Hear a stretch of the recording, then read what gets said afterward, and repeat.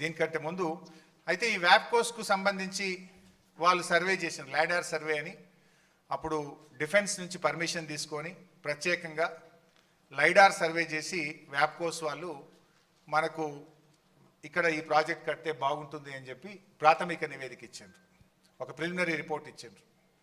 ఆ preliminary report base చేసుకొని కేసీఆర్ గారు 2 కమిటీలు వేసిండ్రు. ఒకటేమో క్యాబినెట్ సబ్ కమిటీ, ఒకటేమో రిటైర్డ్ ఇంజనీర్స్, మన రాష్ట్రంలో అనుభవజ్ఞులైనటువంటి రిటైర్డ్ ఇంజనీర్లతోని వారితో కూడా ఒక కమిటీ వేసిండ్రు. వేసి మీరు స్టడీ చేయండి ఇట్లా వచ్చింది అని చెప్తే అప్పుడు నేను నీటిపారుదల శాఖ మంత్రిగా చైర్మన్గా ఉంటుంది, ఈటల రాజేందర్ గారు ఫైనాన్స్ మినిస్టర్గా వారు సభ్యులుగా ఉన్నారు, తుమ్మల నాగేశ్వరరావు గారు గతంలో వారు నీటిపారుదల శాఖ మంత్రిగా పనిచేసింది కనుక అనుభవజ్ఞులు కనుక వారిని కూడా కమిటీలో వేయడం జరిగింది.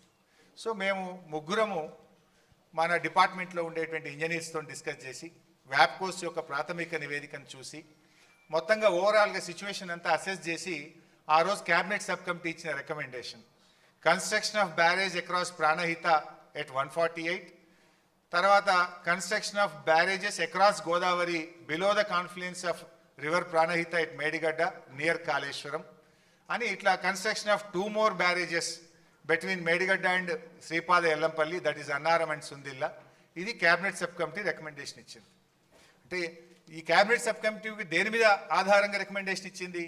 ఇంజనీర్లు ఇచ్చిన నివేదిక, వ్యాప్కోస్ ఇచ్చిన నివేదిక, ఆనాడు మహారాష్ట్ర రాష్ట్రంలో ఉన్నటువంటి పరిస్థితులు, సెంట్రల్ వాటర్ కమిషన్ నుంచి వచ్చిన లేఖల ఆధారంగా మేడిగడ్డ దగ్గర బ్యారేజ్ కట్టాలి అనేటువంటిది ఆనాడు క్యాబినెట్ సబ్ కమిటీ రికమెండేషన్ ఇచ్చింది. బహుశా నిన్న మీరు చూసుంటారు, ఈటల రాజేందర్ గారు కూడా కమిషన్ ముందు చెప్పింది స్పష్టంగా వచ్చింది. మరి తుమ్మల నాగేశ్వరరావు గారు అయితే కాంగ్రెస్ గవర్నమెంట్లో మంత్రిగా ఉన్నాడు, ఆయన కూడా సంతకం పెట్టండి దీని మీద. ఆయన కూడా ఆ రోజు మేడిగడ్డ దగ్గర కట్టాలని రికమెండ్ చేసిండు దీంట్లో. ఇది ఒక రిపోర్టు. నెక్స్ట్